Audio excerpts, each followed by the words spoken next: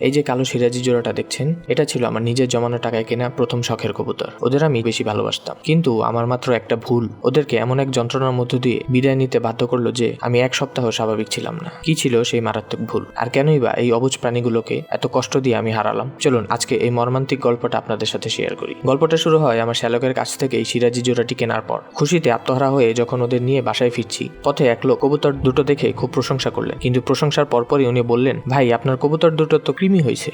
উনি আমাকে পরামর্শ দিলেন অ্যালবেন ওষুধটি পরিমাণ মতো সকালে আর বিকালে খাওয়াতে। আনুমানিক 2 থেকে 3 ফোঁটা করে খাওয়াতে বলেছিলেন। বাসায় ফেরার তাড়াহুড়োয় আমি আর তার কথা অতটা খেয়াল করিনি, কিন্তু আমার শ্যালক বিষয়টা গুরুত্ব দিয়ে ওখানে ওষুধটা কিনে দেয়।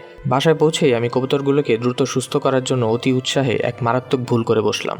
আমি না বুঝেই কবুতরকে সরাসরি 1 মিলি করে অ্যালবেন ওষুধ খাইয়ে দিলাম, সকালে একবার আবার বিকালে একবার। এভাবে শ্যালকের পরামর্শেও ভুলভাবে টানা 3 দিন মোট 6 বেলা সরাসরি অ্যালবেন ওষুধটা ওদের পেটে যায়। তখন বুঝিনি আমি ওদের সুস্থ করছি না, বরং ওদের মৃত্যুর দিকে ঠেলে দিচ্ছি। এরপরই শুরু হলো আসল বিপদ। আমি খেয়াল করলাম ওরা খাওয়া দাওয়া একদম বন্ধ করে দিয়েছে, এমনকি পানিও খাচ্ছে না। আপনারা যারা কবুতর পালেন তারা জানেন কবুতরের চনমনে ভাব আর ওদের দানা খাওয়ার দৃশ্যটা কতটা শান্তি দেয়। ওদের এই না খাওয়া দেখে আমার অস্থিরতা বাড়তে থাকলো, মনে শান্তি ছিল না। আমি দৌড়াতে লাগলাম অভিজ্ঞ বড় ভাইদের কাছে। এক ভাই ওদের দেখে বললেন ঠান্ডা লেগেছে, রেনামাইসিন খাওয়ালাম, কিন্তু কোনো উন্নতি নেই।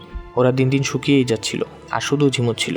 মাঝখানে এক ভাই কার্মিনা সহ আরও 2টো ওষুধের কথা বলেছিলেন, কিন্তু আমার কপাল খারাপ। আমি তখন ভাবলাম যে পাখি দানাই খাচ্ছে না সে ওষুধ দিয়ে কি হবে, তাই ওনার কথাটা গুরুত্ব দেইনি।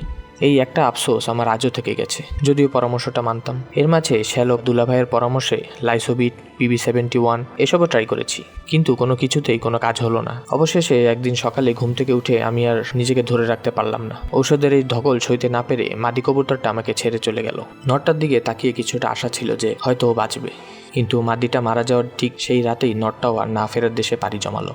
সবচেয়ে বেশি কষ্ট লাগে এটা ভেবে যে এই অবুঝ বোবা প্রাণীগুলো 1 সপ্তাহ ধরে কী পরিমাণ কষ্ট পেয়েছে। ওদের আমি খুব মিস করি।